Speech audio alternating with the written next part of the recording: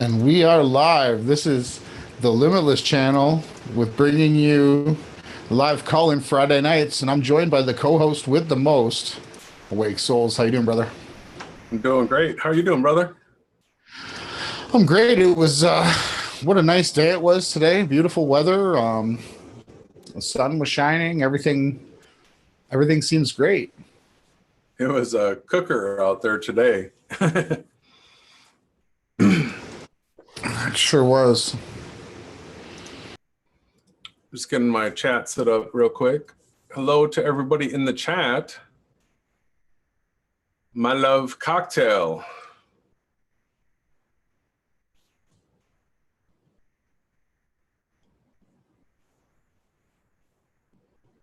You there, brother? Yeah, it's great to see him. Hopefully, everybody had a good week this week, and everyone's spreading the truth of the flat Earth and doing their research and reading their scriptures. And yeah, totally right. Put the number here in the chat. How do you want to start off talking? I'm going to be right back. I am going to kill the fan. No problem. So this is going to be a live call-in show today. Anybody, please call in. We really want you to. The number I'm going to put in the chat is 254-262-6427. That's 254-262-6427. Call in. Let us know. This is Tonight is about you. Hearing what your thoughts are. We got stuff to share as well, but we'd like to hear from you. That should be better. I put in the title for tonight, The Fake Flat Earth, which is a topic, again, we've been covering this for a long time, but it's a topic again, and Ronnie and I are never going to let it go. Just accept the fact that a model that doesn't work, for flat earthers to present it like it's true, because it's out there to discredit flat Earth at any time. It can be just pulled. Many different ways to do it, and an infinite amount of ways to do it. So Ronnie and I are probably going to pull this back up into the forefront, be talking about how the AE map and model does not work, making sure that people have not forgot the infinite amount of flaws with it, because it's not true. It doesn't work. So we're going to probably go through that kind of stuff. This has sort of been spurred on by another YouTube channel. What is it? The Curveless Earth. The Curveless Earth, and Nathan. So he's a Christian, like we're Christians, and that's super exciting. And he does evangelizing, but it was for the longest, for a while, it was just about flat Earth, but now he's putting a model into it. And, Ronnie and I, the alarm balls went off instantaneously when we saw the circling flat Earth model, because we know that it's impossible and we're out here for the truth. So that is the easiest way that we've been able to spot shills, disinformation agents, CIA, COINTELPRO, Satanists, just people that promote the AE map and model, because it's so obviously wrong. It's ridiculous. So we're just gonna put it out there to everyone. This AE map and model, if there's any of you out there that still have a question as to whether or not it could be possible, why Ronnie and I say it's impossible, if you have any of those questions, please call in. It's a Google number, and it's just going to go to my phone. I'm going to hold it up to the mic and we're going to have a conversation. So we really hope to hear from everybody tonight. Yeah. Hi, Yahweh's daughter. Hi, Naikas. Hi, Paul Trumbull. Hi, Lorraine Jackson. Hi, Placer Plateaus. Super High Malav Cocktail Truther. Thank you guys so far for everybody that showed up. Please call in, share us with us your feelings. Like Jason had said, we're going to be bringing up a bunch of things. We're going to be bringing up maps and models and reality and observations that we've done. To bring forth the evidence, because when Flat Earth was unrolled, Jason and I quickly both noticed, not in contact with each other, but we were both looking to debunk everything, to find only what was stood left would be the truth. And we came to the same conclusion relatively close together in time, that the AE map and model didn't work. So I'm going to bring in a channel. I'm going to bring it up here. We'll look at some dates here. His name was Free Energy. Now, I don't prescribe to his map and model because we went past that, Jason and I. And it's energy with A instead of a free energy. It's energy. So he was the one that showed me that there was an issue with the equinox rise and set of the sun. So on the Flat Earth AE map and model, the sun has to be, turning to your right, Jason? If you want to explain or pull up anything while I'm getting a link ready. Sure. I'm just going to pull up SketchUp so we have something to play with if people want. Yeah, you can pull it up to be counter to what I'm going to share.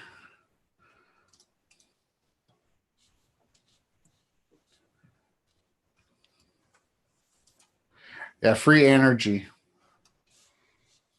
So his channel was the one that I noticed that there was something wrong with the rise in the set. And, that was 2 years ago. I guess I got ahead of you, Jay. I got a little bit ahead of you before you were able to pull that up. Back on July 19th, 2015, I was following his channel. And, he shows a bunch of good observations, but this is the problem here. So this map works twice a year. And not quite. It still might be skewed at the north and the south a little bit. But we can measure the sun's path rising due east and setting due west twice a year. Free Energy pointed it out that the path of the sun doing that would be an impossibility to do it on a circle map, right? The only way that you could have a sun that rose, due east and set due west, it would have to be doing a straight path. There's no right-hand turn as the Gleason's map demands. So go ahead, Jay. Yeah, well, let's see. The context for everybody as far as when we became flat earthers, when we realized the AE map and model didn't work. For anybody that doesn't know, do you have any guess, Ronnie, when you started following flat Earth? Late 2014. Wow. What? That's like original. Yeah, there was a few people. Cesar. There was a bunch of. There was probably 10 good channels. Math Powerland actually did good work back then. The Crazy Notion was the video that Crazy Notion 1 and 2, and then you had a bunch of other crazy stuff. But it wasn't long after that. Like I said, March, or I just said 2015. Free Energy came out with, the truth that this map might not work. And he started bringing out scriptures as well from the Book of Enoch that was talking about four corners and a firm, like a pillar. And he showed basically how the star trails are impossible as well. And the false dialectic. He pointed it out early. Jason and I were both, bashing by 2016 on this. But the other problems that he pointed out were super simple, like The fact that you can't use GPS navigation or the grid system on a ball because you can't overlap square corners. It doesn't work, right? Um, he pointed out a bunch of really good stuff. Some stuff with the star trails that I really sunk my teeth into, and that's how we were able to come up with the map and model that we have. But like I said, he was the first one that I truly, took a chance to listen to what he was saying and put forth maybe the reason that the map and the model we were sold was a false dialectic. We got a caller. Call from Rochelle. To accept, press 1. To send a voicemail, press 2. Hello, you are live on the Limitless channel. Is this Jason? It is. Hi, sweetheart. How are you? Good. How are you? Who are we talking to? Good. Well, you know me. I'm the Nakus. You guys can never pronounce my name. That is a tricky one. Yeah, I know. Sorry, sweetheart. Well, thank you for calling. How are you? We've never talked. I'm great. Yeah. I couldn't believe nobody's calling in. I'm like, what the hell? Pardon my French. I don't mean to swear. It's all right. Yeah, I was like shocked. Because you guys are amazing. You and Ronnie both. I couldn't believe you guys weren't here. Like, why aren't they calling in? We're a little censored. Aw. Man, you guys rock. Like, why is this such a slow night? No, really, we're like extremely censored. We're super happy that you called in. This is awesome. Yeah, somebody has to. Are you kidding me? You guys are amazing. Well, thank you. I mean, I would love to. I love you guys. I would love to hear about you. What your story is. And yeah, you don't want to hear about me, honey. I've had a few rough days. I've had a lot of death. I think we all have. I'm trying to get over that. I think we all have. Yeah. This is bizarre. And now I've got one that's 40 dying, and I'm just like, okay, let's, cop out. I can't do that. I'm trying not to do that. You know what I mean? Oh, I love you guys. I can't believe nobody's calling in. Why not? Well, hopefully more will call in. We just came up. Better be, because you guys are amazing. Well, thank you. I'm serious, Jace. I'm serious. I look forward to you guys every day. You probably don't know I stalk you, do you? Well, just I know what it's like if you're a true seeker and you find somebody that you can relate to. Amen. And I can relate to you too. Mm-hmm. Thank you, Lord. Oh, it's refreshing, actually. Yeah, these people out here are kind of crazy, aren't they? Yeah, it's a crazy world. It's a crazy world right now. It is. It's insane. And I'm like, excuse me, bring me. I heard that we've got two new Earths. I knew about Sagittarius. That's where I grew up. Now I find out that they got Orion, and I'm like, oh, okay. That explains a lot. Different world. So can we hear a little bit of your story, like Flat Earth? How did you end up getting to the point where calling in to the Limitless channel and talking to Ronnie and Jason? How did you end up here? Well, I'll be honest. Do you remember that plane video you did? It was a couple months ago where you did a really phenomenal job, by the way. Really phenomenal job. And I'm like, oh, this dude actually knows what the hell he's talking about. Pardon my French again. So, yeah, I saw that one, and I was like, huh, okay. He knows what he's doing. You're an engineer. By the way, did you make that, was it hydroponics we were doing next? You remember when you were going to do HHO. Oh, HHO generator. Yeah. Did you get that done? I haven't yet. So, I'm. Oh, sweetheart, why are you dragging your feet? Well, it's just a money juggling thing right now. I went through a divorce, and and so yeah, that wipes your bank account out. and so there's that. There's, you know,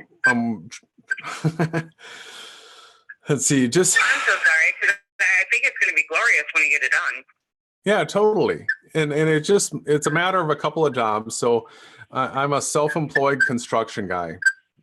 And there was a couple of there's a couple of purchases that I had to put ahead of it, just because I know that just because priority. because I know that I can use those things to make more money, which will then in turn give me more opportunity. So I'm having to do this absolutely in stages. But yeah, I mean, but oh me, amen. I cannot wait to see it. I cannot wait to see it. Yeah, I think it's going to be amazing. Yeah, my initial investment is going to be. You're a brainiac. I love it. Not a brainiac, but I do know how to build stuff, and you are a brainiac. Don't tell me you're not. And it's coming in useful. I watched you.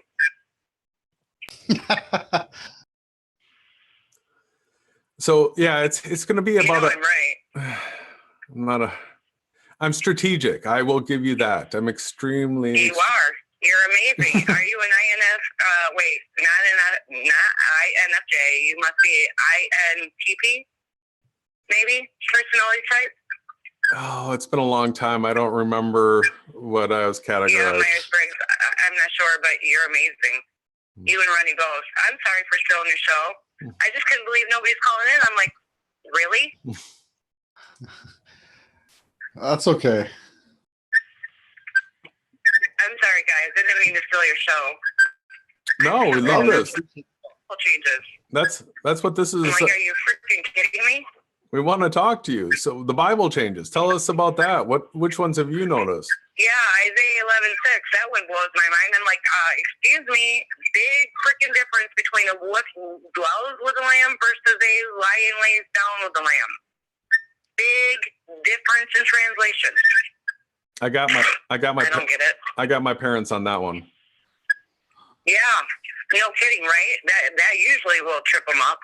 If nothing else does, I'm like, Luke, I am your father, or no, I am your father. Well, Luke, I'm like, never happened. No, I am your father. Yeah, these people don't know what's going on, and I can't wake them up fast enough. I keep trying.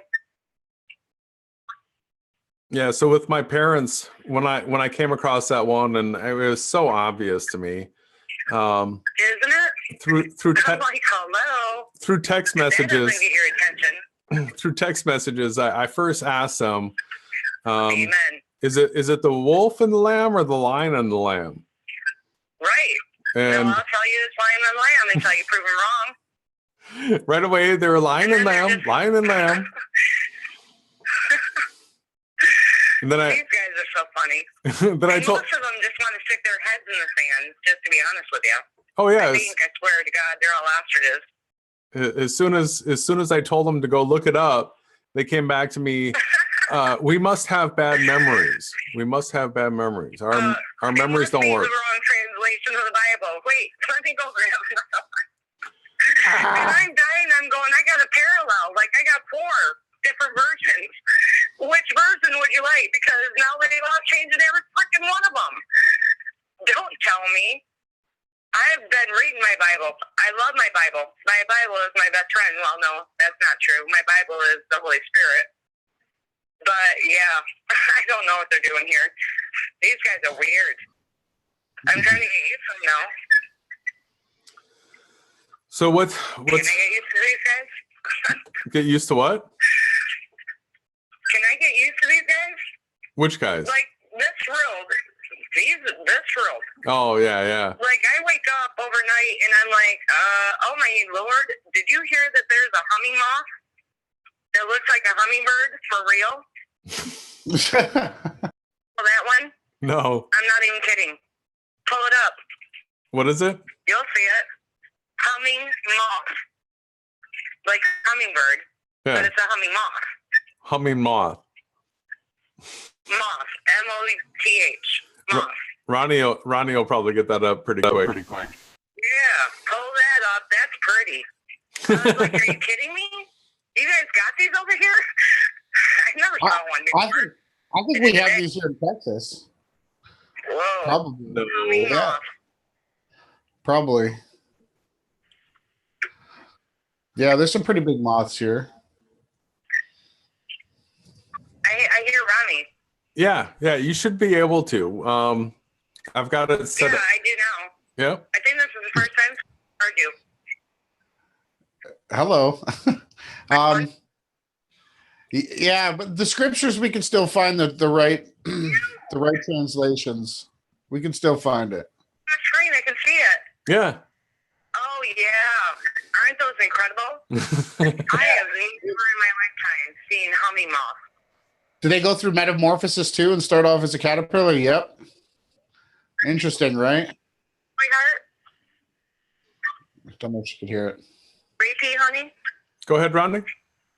Yeah, they go through metamorphosis. They live part of their lives as a caterpillar and then they can fly. Just quite incredible. I'm having a really difficult time hearing. Okay. Yeah, Ronnie was just What did you talking. say, honey? Ronnie was just talking about the metamorphosis and stuff with these. So I understand what you're talking about. There's a number of animals. Isn't this insane? There's a number of animals that have popped up Aren't that they incredible? that seem new, They're right? incredible. And that what is that big tiger one? Liger. A liger? Is that a real one? Yeah, have you seen that liger? Is I there heard a- of the liger long before. No? Yeah, it was a cross between a lion and a tiger. That one's real. Liger. He's huge. He's a giant. Yeah, they've always been around though, the liger. I don't know if that was a change. Thank you. Sit down. Sit down. Sit. Sit. Pretty baby. Sit. Well, don't smile at me. So there's scriptural Anybody know the changes. liger? Well, Ronnie feels like he remembers the liger. So Yeah, well, and it's weird because what they did is they crossbred the genes between divine female and divine male, and they got a liger. yeah. And that Well, freaking, I can't even tell you how tall it is now. He's huge. He's a giant. He's beautiful, but he's a giant. I wonder if we're gonna have. It's super cool to find out more about Mandela effects too. Someone's been challenging you, Jason, in the chat. Respus Finman. She should call in, whoever that is. No atmosphere lensing is why the P900 is making us look bad because of the magnifications at long distances. That's an interesting. But honey, you're so hard to hear, Ronnie. all right. Well, Ronnie was talking. Not sure why. Ronnie was talking about a question that's in the chat right now that I'd like to address. So Okay. if it's all right, I really appreciate you calling in and hope you do it I again can soon. get off the line. Does someone want to call in?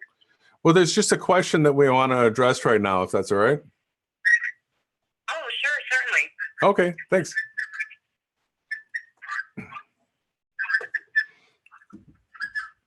What's up, baby? Super nice caller though, right? She was cool. How does she say her name? Nias?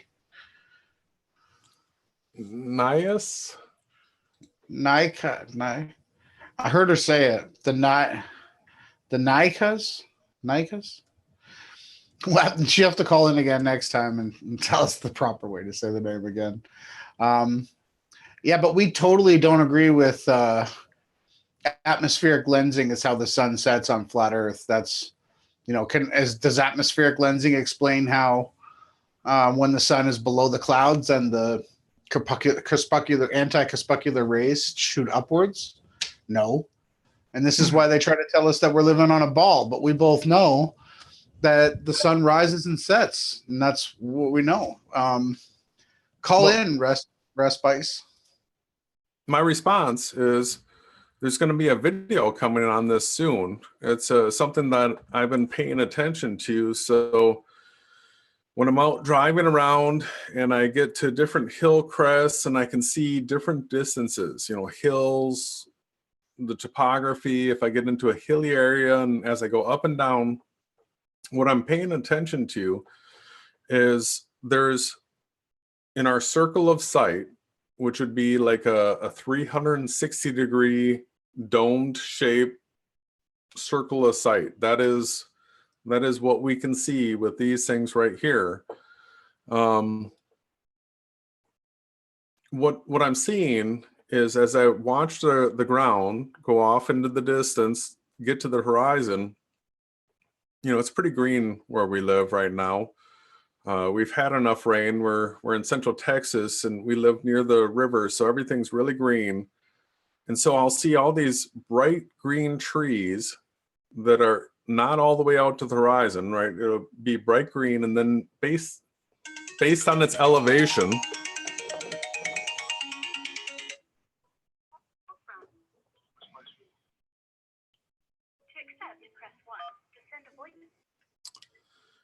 hello, you are live on the Limitless channel.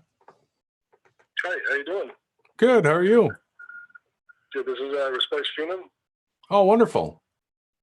Okay, so yeah, I think the atmospheric lensing taking place on this flat plane is making the people with the P900s out there taking footage, making us look bad, because the objects at long distances, kind of the way Rob Skiba showed it to be, is magnifying the object at faraway distances, and it's obscuring the bottom half because the object so far away is getting magnified. It's obscuring the half, and I mean, I should make a video on this, but I don't have time because, like, I'm actually working right now and I'm calling in, But I mean, I don't have time to make a video on this to explain in detail. But I mean, because most of my videos, I literally make them in like 15 minutes and then I head off to work. Or if you listen to my videos, you can hear traffic in the background because I'm usually like recording my voice while I'm in traffic. So I don't really have time to make a detailed video on why the atmosphere. But Rob Skiba really did have a great explanation as to why. And he shows it too, man. And he shows an experiment you can do. You know what I mean? And I tried duplicating this experiment, and it actually worked a little bit. And that same experiment that he did, he also showed how the sun sets and shines below the clouds, illuminating the clouds from below on a flat Earth system. And it all works, So I just wanted to throw that out there. I hope I didn't interrupt too much with your conversation taking place. But yeah, like I said, I want to ask you quick. Did you know that Rob Skiba totally faked that whole Chicago skyline mirage thing, and that was CGI and staged? Okay, all right. I did not know that. And I'm with you guys on the whole Jesuit thing and the Mason thing. I'm totally against that along with you guys. Which is kind of why I listen to your channel too. Yeah. And I appreciate that from you guys. Yeah, I did not know that. I did not know that. If you guys could send me some links, and I'll look into that. You know what I mean? Yeah. Well, the experiments that I did with my telescope, I have an 8-inch telescope. I looked down at Point Judith, and I was one of the first ones to start looking into this too, along with that other gentleman that said so too. I was one of the first ones out there back at the end of 2014 to start looking into this too. That I went to Point Judith and I seen Gosnold monuments, which was like 30 miles away. Over the right, you shouldn't be able to see it. Everybody knows the whole curvature calculation. You shouldn't be able to see it. And so just throwing that out there. That Rob Skiba may be a show, may not be a show. I'm not sure, but if you send me the links, I'll look into it. I have an open mind. Because I really don't like to be lied to like everybody else. You know what I mean? But as far as I'm with you guys 100%. Keep up the good work. I just wanted to throw that out there, and I got to get back to work myself, so I appreciate it. Thanks. I'll address this when he hangs up. Thank you. Yeah. Yep. Bye. So what the evidence shot came back was there was a post on Facebook by Jonathan Nowicki, the supposed photographer, and the focal length and the type of camera that was supposedly used to take that picture had nowhere near the zoom capabilities, and it was a 200 millimeter lens that he was using on his camera. as opposed to the 2000 millimeter lens on a P900, plus the digital factors. So the idea that a 200 millimeter lens would get that shot is absurd. And then the other part of the fantasy was what we had postulated was that he took a picture of a painting. But I don't doubt that people have seen buildings from far distances, because we do live on a flat earth, and this is true, and we have been using P900s. But really, the quickest way that I can explain to somebody that the way that this works, this also debunks Robotham, or not Robotham, but the debate that supposedly took Robotham down was of a lighthouse from 14 miles away. So what I want everyone here quickly to know is we each have what is called a circle of sight. This is a distance, a 360-degree circle all around us. That's the farthest we can see. Over water on a flat plane, it's 3 miles, okay? What we have in this picture here is a plane. It's up in the sky. It has a larger circle of sight. We don't contend to believe that you can see much more than your circle of sight, but when you're up higher, you have a larger field of view, but everything still looks blurry, right? So what happens here is the CN Tower, where I grew up. This is where I live. I know I could see it from far distances away. On a flat. What's the farthest you've ever seen the CN Tower from? 30 miles. There's a couple of spots. I had footage that I took with my Sony camera, but I ended up actually deleting it when I should have went back, but I've moved now. But there's been great documentation of it being captured from 17 miles, and then I believe it's 34 miles across Niagara Falls. You can check that out. The person that does the documentation is called. It'll come back to me, and I'll put down his channel in the links below. And when you were out west, weren't you in Calgary? In Calgary, how far was it that you could see the Rockies from Calgary? Like, how close did you have to be to see them? I think it was from the west side of Calgary. They were 45 to 40 or to 50 miles away, and you could see them on the horizon. They looked kind of like clouds. Like what Jason and I are teaching people is you can see how the boat in the fore picture here is clear, but everything on the horizon is blurry. This is because the blurry parts are on the edge of your circle of sight that we just showed you. So what I wanted to teach here to everybody is when you're approaching a lighthouse or a tower on the flat earth, the further away you are from the tower, the less you're going to see of it from the bottom up, because the top of the tower has the largest circle of sight. So when number one, you can see back from way over here where this number one is. You can see the top of the tower when you then approach into your circle of sight. And as you get closer, now you can then see number two. And as you get closer, now you can see number three. And it's not until you actually get to the base of the CN Tower where you're going to be able to see the whole entire tower.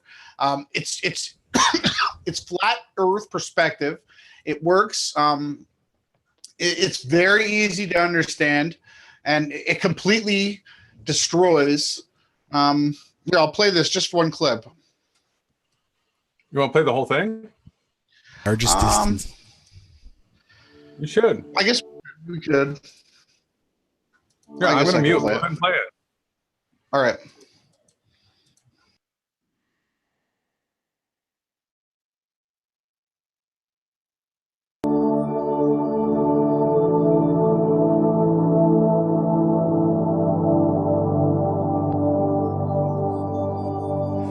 Ronnie from Event Skeptic here, and today I would like to silence the debunkers, globe earthers, who still believe that objects being obscured by the horizon is the result of curvature.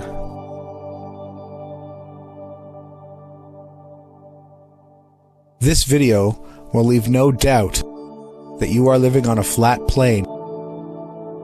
As we seek for truth, we will all encounter skepticism, denial, deceivers, and those who lash out because they can't accept who the Creator truly is. This video is for the edification of the truth.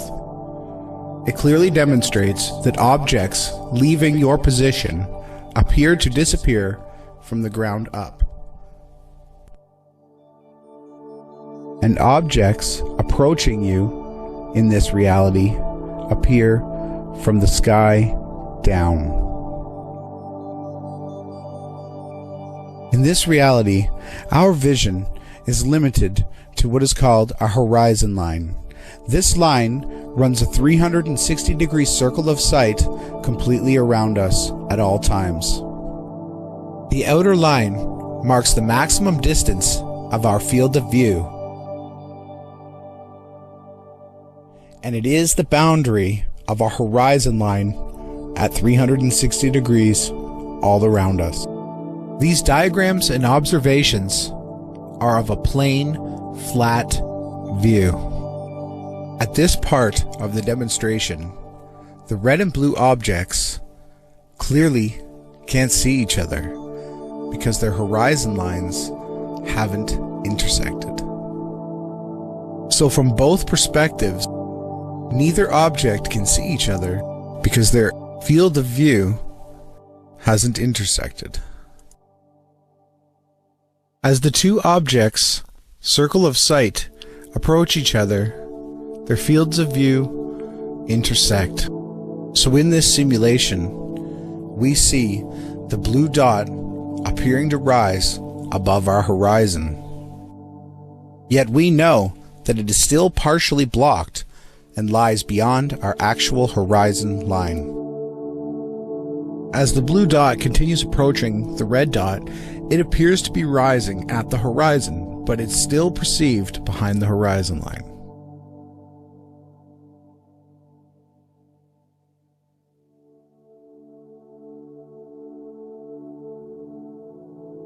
As soon as the blue object crosses the circle of sight or field of view of the red object, it then enters the field of view and crosses into the horizon line of the red object and becomes entirely visible.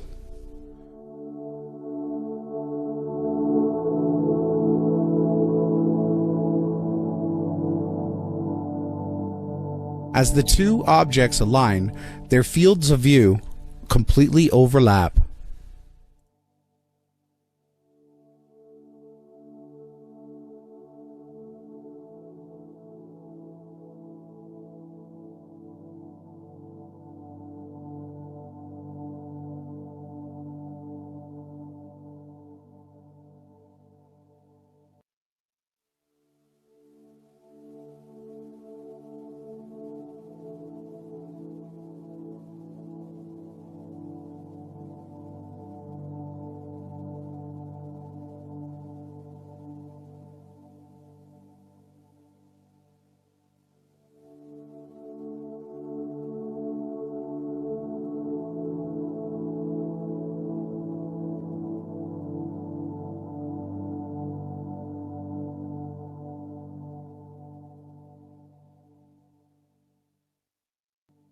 As the blue object moves further away from the red, it then begins to set on the opposite horizon until finally it completely disappears beyond the field of view.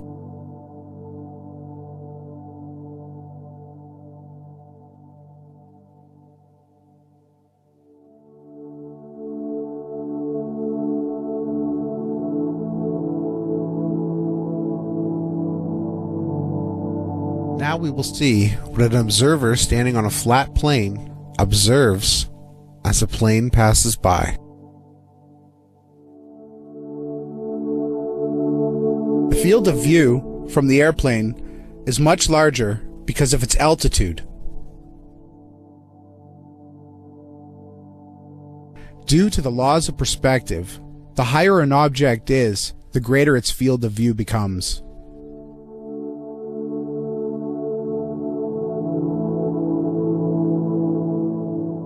Now, as the airplane approaches the observer, the fields of view intersect, and the plane can be seen rising from the horizon top first.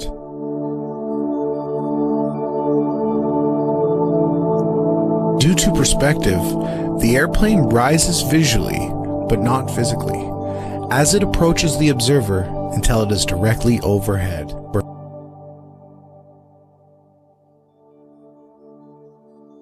Due to perspective, the airplane will descend visually as it moves towards the opposite horizon.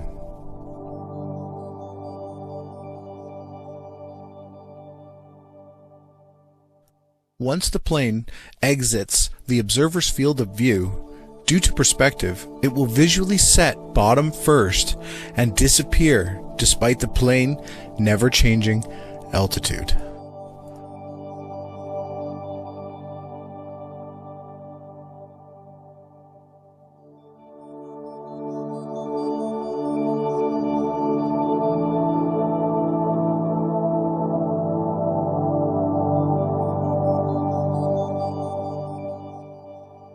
As an object gains altitude, its field of view increases significantly.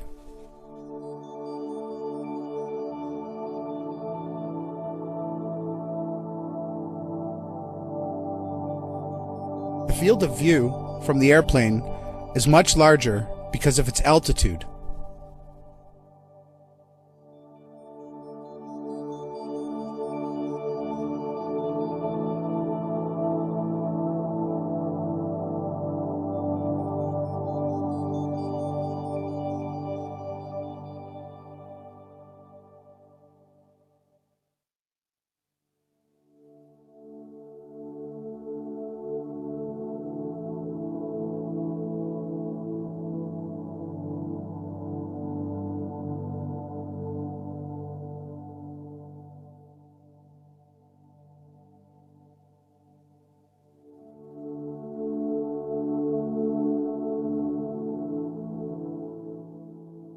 If you were standing at position 1, you would be at the highest vantage point with the greatest field of view, and you would be seen from the largest distance away.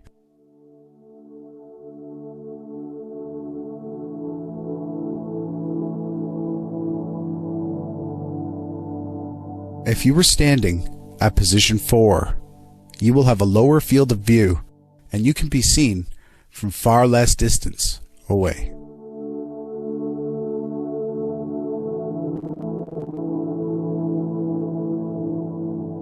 Thus, we can see the top of the tower and not the bottom, as long as our field of view stays outside the marks 2, 3, and 4.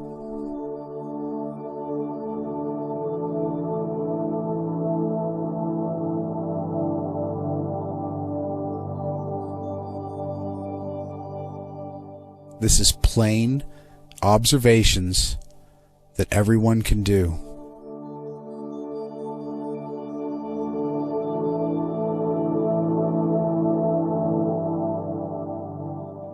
As an observer approaches the tower, it will be completely invisible until your field of view intersects with the tower's highest point and field of view. At each of these intersection points, due to your limited field of view from the ground, the tower will become visible from the top down until you reach the point where the entire tower is within your field of view. Similarly, as you move away from the tower and your field of view crosses the intersection marks, less and less of the tower will be observed, disappearing from the bottom up until it's completely invisible once again. All objects at the horizon will always appear from the top down due to the laws of perspective in relation to your field of view. Likewise, as a ship sails away from your stationary field of view, it will appear to disappear from the bottom up, the very same way stationary buildings appear from the top down when you're the object that's moving. Please stay tuned, tune in, and join in with Team Yahushai.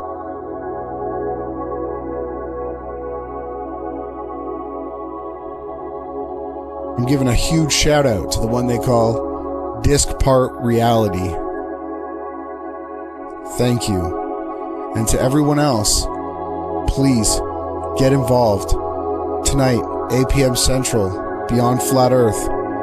If you can't make it then, and you're listening to this in the future, the link is right here.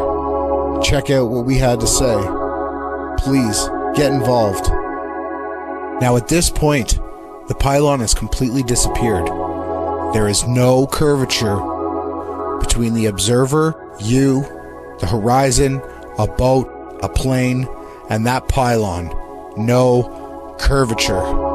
We live on a flat Earth. And this is the part of the video that I ask you, get involved. Please share this video and help edify for the truth. We are TV Howard.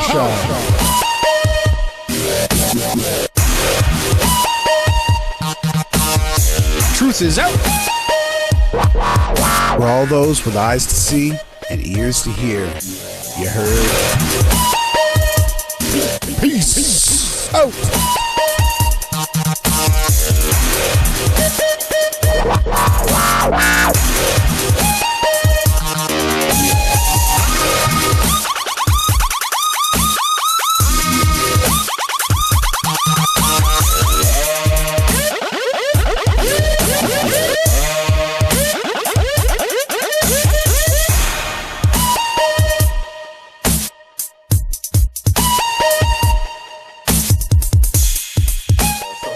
Here and be able to hang out with you today. So yeah, that was great. Hopefully everybody followed along in the chat. Just to bring up here a quick synopsis. So before Jason, you go any further, I just want to say that is like my favorite outro.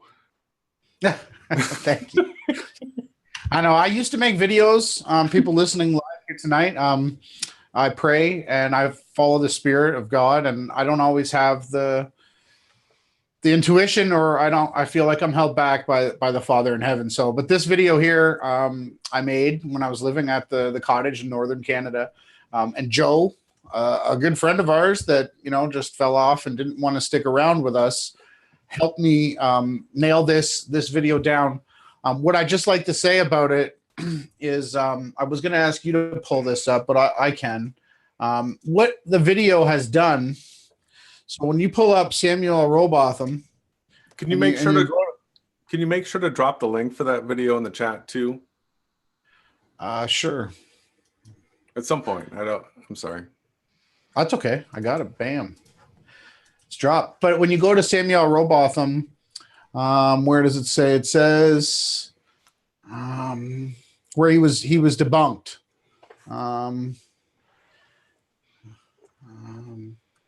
It was 14 miles away, right here. When finally pinned down to a challenge in Plymouth in 1864 by allegations that he wouldn't agree to a test, Parallax appeared on Plymouth Hoe at the appointed time, witnessed by Richard A. Proctor, a writer on astronomy, and proceeded to the beach where a telescope had been set up. His opponents had claimed that the only lantern of the Eddystone Lighthouse, some 14 miles out to sea, would be visible. In fact, only half the lantern was visible. So Robotham claimed his opponents were wrong, and that it proved the Earth was indeed flat. And this is actually, Robotham was correct, but it goes on to say that he never. That was the end of Robotham. But his story is very marred with, false evidence here. We'd like more people to go into it because Jason remembers, we found stuff that stated that he might be a Sir. He might have been a knighted Mason. But we know that, so basically what they demonstrated by measuring the lighthouse from 14 miles away comes back to my video. So basically So there's a lot of people out there that go around saying that because there's parts of buildings obscured, that's proving that the Earth is flat. But all that really proves is that you have a circle of sight and you can only see so far. So basically, I'm trying to get a picture of the pylon up here. It's pretty easy to understand. Okay, yeah, right here.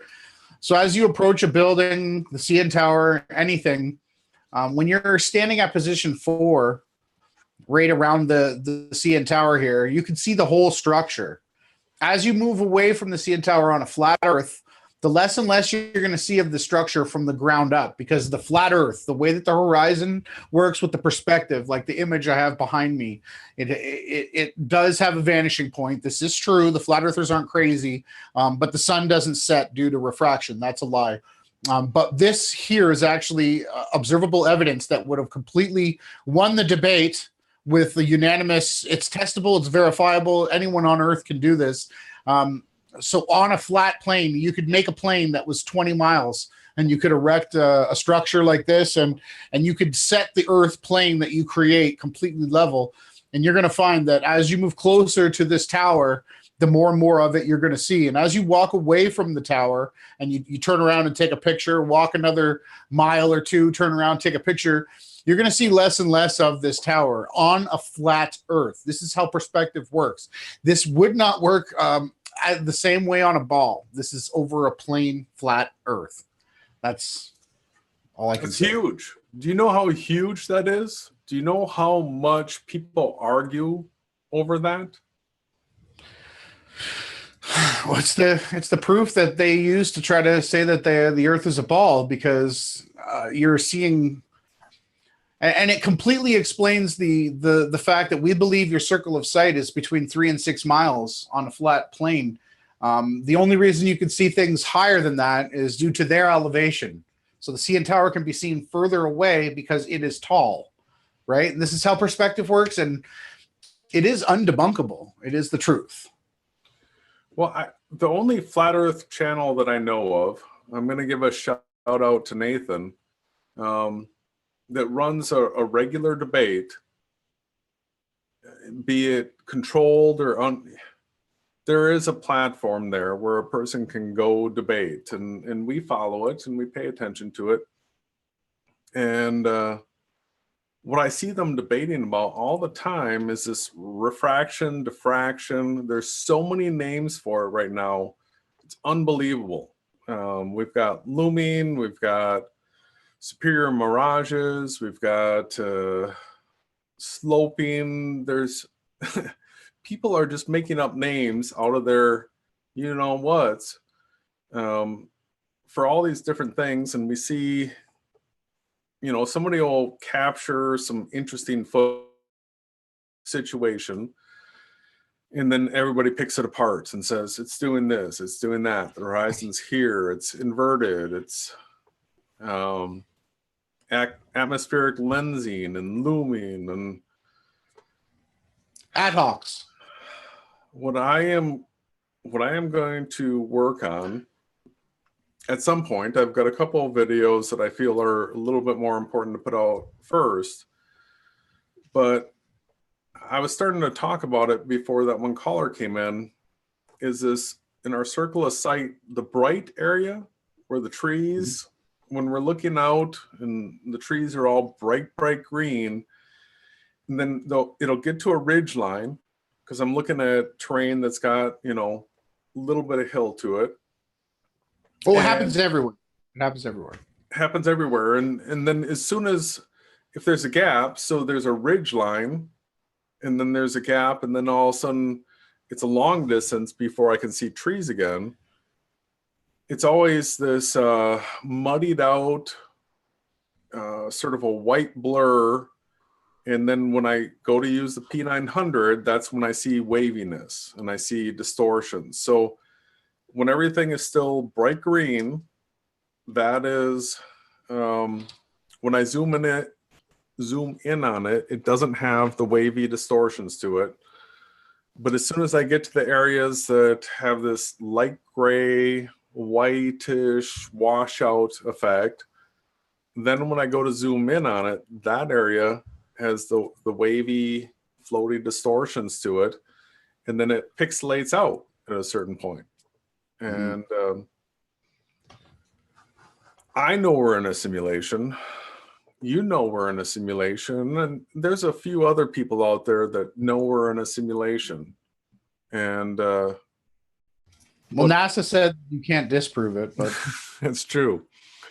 What I want to document, I want to go out there with the P900 and do tons and tons of different recordings of different elevations, showing at what distance the bright, shiny green that I see in my closer circle of sight, at what distance does it break, where all of a sudden we get into that hazy area. Call from. To accept, press 1. To send a voice. Hello, you are live on the Limitless channel. Hello? Hello, how are you? Good. Can you hear me? Yeah, I can hear you. Yeah, you are live on the Limitless channel. How are you? Good. What's on your mind tonight? You said what? I said, what's on your mind? My girl. Your girl? Yeah. Okay. thanks for calling in. Yeah, can you elaborate? A flat earther? Are you What? a flat earther? Am I what? A flat earther. Spoke to your mom. All right. That's the end of that. Hey, take care, whoever that was. It looks like an internet troll. That's pretty funny. The Earth isn't flat. Okay, yeah, we definitely do believe that the Earth is flat, but Oh boy, I think this is the same one. Call from. yeah, we don't have to answer it. It's fine. Hello? Hello? Yeah, you are live right now. Do you have a question? Yeah. All right. That's okay. Yeah, if anybody else wants to call in for real and they have stuff that they want to share, we'll be here for a little bit longer. But yeah, Jason, what you were saying about the distances to the gray or the hazy area, or what we could call filming wise jello-y stuff, the watery substance, this we can observe, but it doesn't shift things like the sun and the moon and the stars all out of whack, because people have actually used the sun and the moon and the stars to navigate for thousands of years. We can find the true position of the sun, the moon, and all the stars just simply by observing over this flat earth. And that's why going into the map and model is something that Jason and I both are going to do. I just wanted to repeat again, I just debunked the debunked Robotham. Not for my own boasting. Everything that we do on this channel, I want to make sure everyone knows all glory goes to our Heavenly Father, Yahweh.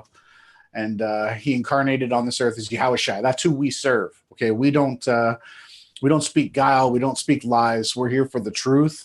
We're here to fight, just like David stood up against Goliath. Jason and I both feel the spirit that we need to stand up for the truth.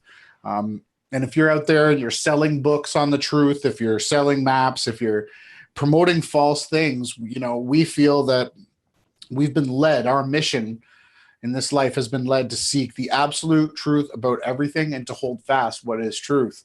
And we're going to be continuing to do that until the day that we're not here.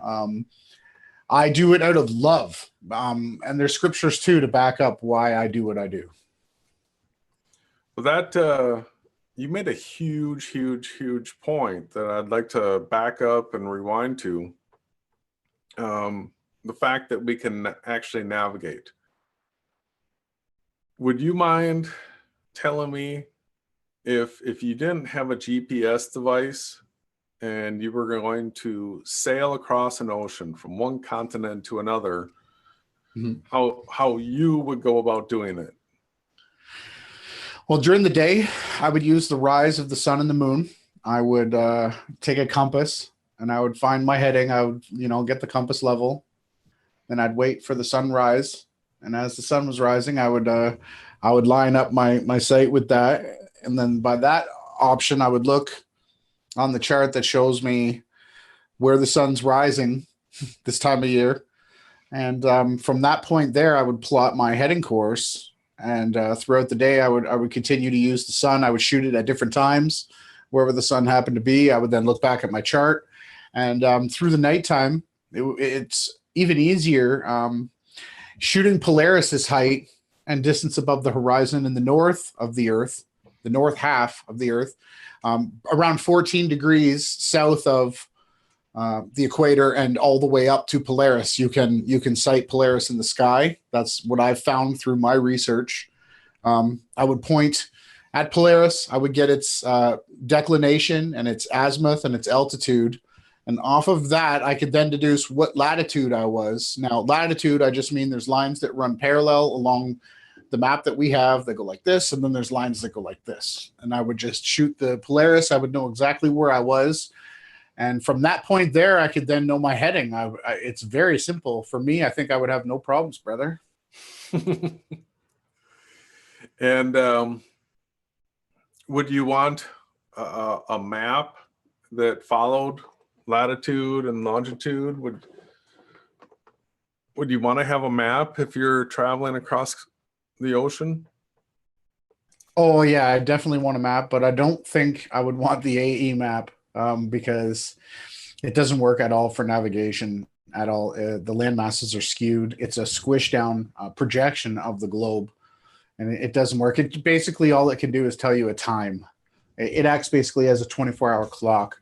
And a poor one at that. So the map that I would have to be a Mercator, or really the map that we use would be my favorite, because you could actually dead reckon in the waters the same way that pilots dead reckon, simply by making your heading going straight across the map in the areas that we know that the dead reckon straight. Yeah, just by drawing a straight line from one point to another, that does the dead reckoning across the longitudes. So if you were to project that straight line onto a sphere, it ends up looking like a great circle route. It's so funny that the way they navigate right now, they take the globe, which isn't true, and then for them to dead reckon off the globe, they have to draw room lines. And so that's what a navigator has to do, is draw these room lines off of maps that come from globes, in order to end up with the straight line that we have on the stereographic map. So that they have to go through all these steps and be educated or indoctrinated into how to navigate off of the globe, which is, just nothing but a 3D rendering of the 2D map that we're showing people.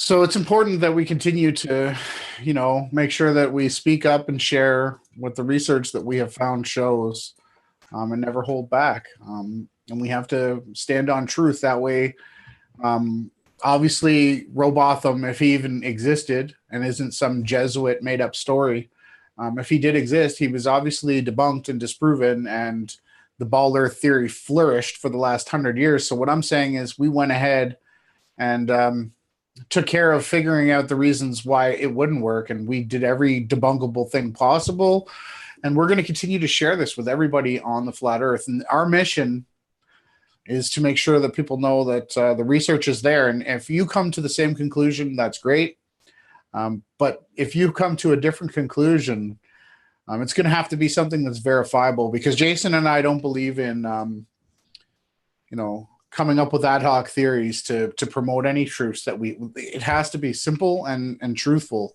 That is the way that we stand, because we don't want to have any lies in our mouth. Lies won't enter the kingdom of heaven. So we just want to be truth. And that's why when people try to say that there's this or there's that or this map works, but I don't believe, it's like, it really disheartens me. And I hope people out there can be like Terry Zoppi, who's a great absolute truther. He's back engineering. He's checking everything that we've done. He's gone over to Beyond Flat Earth, and he's been doing the research there. And this is what we need, because he's going to tell us if we have something that's wrong. But we got people that are like, they can't seem to get through, they need 5-minute videos, and it breaks my heart, because you got to imagine the Father put this place together for us, not for us to want the easy way out in every situation. He put it here for us to learn, and to do the work diligently as good children of His. And it really breaks my heart when nobody wants to put in the time and the research to find the truth like we have. And I guess on a positive note, we're going to be joined tomorrow by a gentleman who goes by the YouTube name Flat Earth Math. His name's Charles. I've had him on my channel before, but things are going to be completely different. We're going to have a nice conversation. It's going to be tomorrow at 9 p.m. Central, an hour later than we usually come on. We have some great things planned to talk about. And we're hoping we can show people that this is how discourse between ball earthers and flat earthers truly do go. And we hope to provide enough evidence for him to completely throw away his ball earth theory, because we know that there's no curvature. The way that the perspective works, we've shown that objects aren't being hidden by curvature. It's due to the flat earth and your circle of sight. We're going to go through all this, the way that the stars work over the flat earth, and we're going to maybe even talk about some special math stuff, right, Jay? Yeah, it's going to be super awesome. I can't wait. That kind of discourse is what Ronnie and I have been working for ever since we began working together, which was, I don't know, at the beginning of 2017. So we've always wanted this type of discourse, and man, we've had to fight to get it, but at least it's finally here, and that's exciting. We're just here for the truth, and we're going to take it wherever it leads. So let's see, you had a couple great points while you were talking that I wanted to like dive into. Now, each of them are like, where did they go?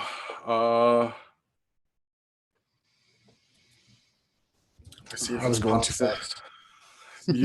Man, so many great points. And I'm like, Well, I was talking about the way the water works, the perspective of how things aren't being obscured. Oh no, you thought it was maybe a bit of a downer. It's not a downer. This is an important message for everyone, and that is the reason Ronnie and I can sit here and have this conversation live and have a live call in and answer whoever calls in is because we've really done our homework on all these topics, and we are so comfortable in them that no matter who calls, we are prepared, and we're always preparing ourselves, getting better and better and better. It's a learning process. You don't start at the end. Like you have to build and learn, and it's a process that as each one of us has done this, it's gotten us to where we are. And I can only, I just want you, the listener out there, to get this and to understand this. The only way to make yourself better is to actually go do it. It's the only way. You can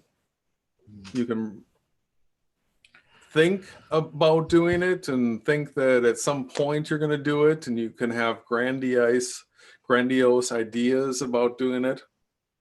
But let's be honest, until you actually do it, nothing happens. So a person that wants to work out, right? Mm-hmm.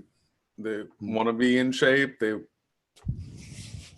way to do it is to do it. And that is the case for everything.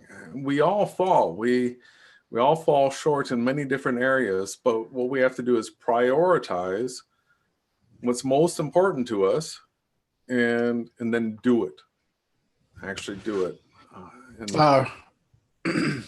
Respus Fenem says magnetic declination on a map is made up. Yeah, we our map actually rectifies the declination issue. There's only one North Pole that you can point to, right, Jay? Yeah, well, with a traditional like Mercator that's scrolled out with the infinite north, infinite south, that's what they typically show the magnetic declination on. we know that the orientation of the continents on a traditional Mercator are off. And so what the magnetic declination does is accounts for the errors because of the positioning of the continents. That's right. and so that you can actually find where true north is. So you do need it when you're looking at a traditional Mercator, which is splayed out and stretches the north and the south to infinity. When you use a map like ours, all of a sudden the need for a magnetic declination map is gone, and you can see it. If you overlay the two and study the areas, it becomes obvious that it's just correcting it to the map that we've been sharing people. Yeah, it was taking a second to load here, but I can bring it up, just to, because we love these kind of questions: magnetic declination, the analemma. All this is really, really easily explained with our map and model. The rise and set of due east and due west twice a year as the sun travels, in a macro scale like that, but we know the sun rises and sets for each one of us. So as you can see how North America is skewed, it's kind of twisted. This is how the magnetic declination works with having one pole. And you can tell the reason why the Mercator doesn't work is when you look at this map, you can see the way that they've spaced out the longitude and latitude lines. And it works completely easy with the time and date line. Basically, we have the two tropics and the equator and the prime meridian. And when we wrap this around, we get a little bit of distortion here. But it perfectly matches. This then wraps to a globe. So anybody that says that point to the moon from this map, basically it's going to give you the exact same results as a globe Earth will, because this map then wraps to a globe perfectly. But this is a two-dimensional flat Earth that we live on. It's like this, right? Well, I don't know that it wraps perfectly, and that clue comes from, what is it, Neil deGrasse Tyson, where he says Earth is pear-shaped and a little bit chubbier below the equator, because I have a feeling that when you wrap this map onto a sphere, you would need the shape that they're saying at NASA in order for the perfect wrap. Yeah, so, to have complete coordinates correctly made up. Even though we can completely just debunk the globe Earth theory, we will continue to do that forever. Exactly. Even the stars, the way that the stars work, completely debunks the globe. The fact that there's a celestial equator that runs right along with the Earth terrestrial equator completely destroys the spinning axis of rotation. Hopefully we get into that tomorrow with Flat Earth Charles. Well, yeah. The amazing thing with that map is we get the two polar points, which are what are required because of our observations. So one of the things that I think we're going to be talking about a fair amount in the future here is going to be the southern star rotation, and how it absolutely debunks and makes impossible the AE map and model. So yeah, there is the two polar points. We're going to continue to hammer on anybody that promotes a model that has one polar point. We know that that's not the case. There's two.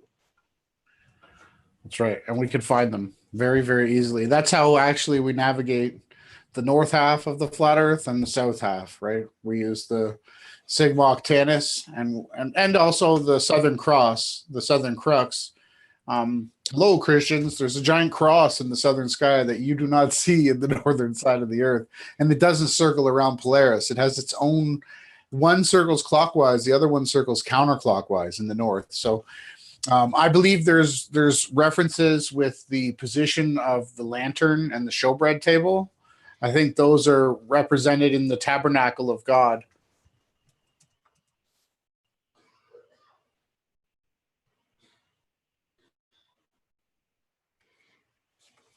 Oh, I was just typing out a comment to Flat Earth Math. He's here, and I was starting to say we're looking forward to being able to have our conversation tomorrow. And thanks for joining us. And I understand he knows math, and I love math. It's fun. I'm probably not as good at it as him, but I understand. And he loves. Go ahead. He loves the stars and science and stuff. So it's going to be fun, right? It's going to be a great time. Yeah. That's tomorrow. We plugged it a few times, but we'll plug it again. Thanks, Charles. Can't wait for tomorrow, 9 p.m. Central. Wake Souls? Yeah. Let's see. 2 polar points is a big thing that we're going to be hammering on a bunch. Another Celestial one, navigation charts. another one that I'm going to really key in on a bunch.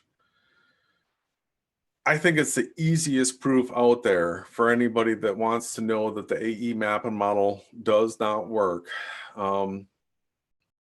It doesn't require any sort of like equipment. You don't need cameras. You don't need anything other than your eyes.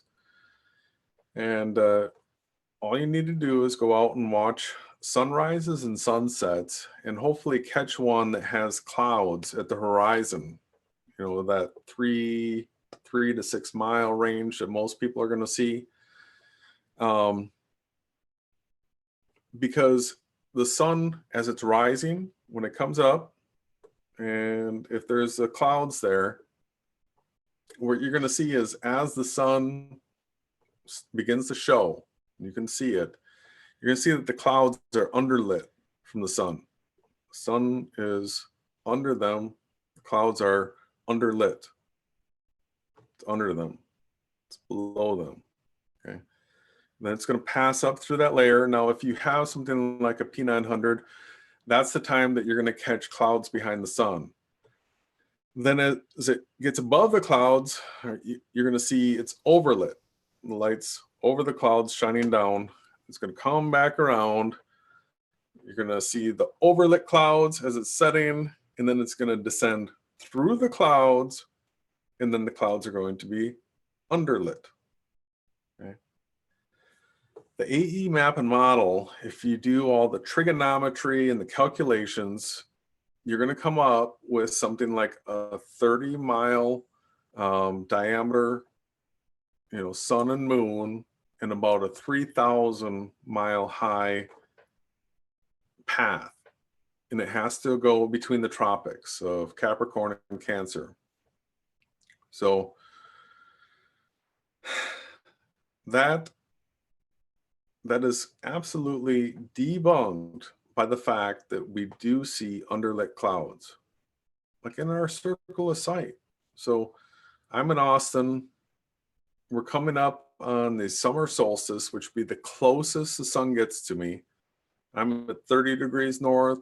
Tropic of Cancer is 24.6 degrees. So it doesn't get up here. It's thousands of miles away in the AE map and model. And I know that those clouds are underlit at my horizon. And you can too, if all you do is go outside and watch a sunrise or a sunset. So the sun rises, the sun sets, just like the Bible says the Bible says. It says it so much. And it's so easy to know, because if the sun's up 3,000 miles high, it's never going to underlit any cloud ever, right? Mm-hmm. And then there's That's true. crepuscular rays and anti-crepuscular rays. Anti ones are the ones that shine up. In order for it to shine up, the sun has to be below the cloud. The sun's below the cloud. The AE map and model does not work. Yeah, the sun acts similar to a rainbow, and so does the moon. The sun is locked to you inside the simulation. So the closer you move to the sun, the further away the sun moves, just like a rainbow. You can never get to the pot of gold of the rainbow. This is the way the luminaries work.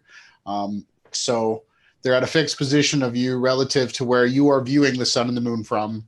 Your latitude and longitude your latitude will change basically where you see the sun or the moon in the sky. But the fact that it doesn't shrink is because it's relative to where you are. Not relative, that's a bad word.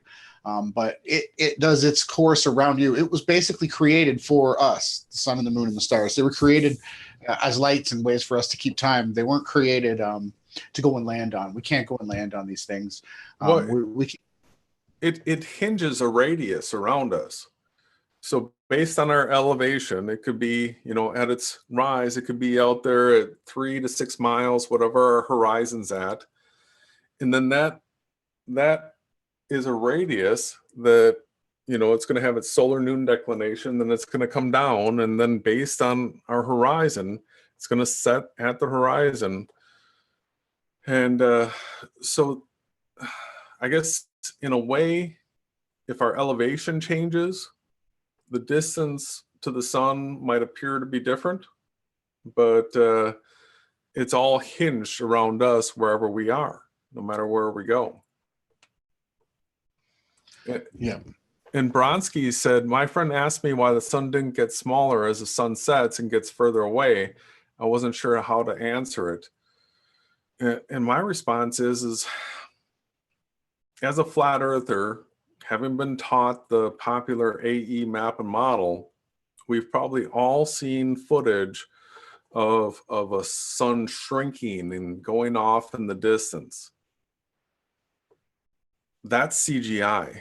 Most of that has been made by David Weiss of Deep Inside the Rabbit Hole. Well, it's CGI, and as well, it's if you set up a smaller focal length or a time lapse camera, like an iPad or a GoPro, and you let the sun set, due to the focus issues with those types of cameras, you will see a blurred out picture, and then as it dims, it will start to look as it is getting smaller. But if you zoom in and you keep a closer view perspective of the sun, you will notice that it stays the exact same size.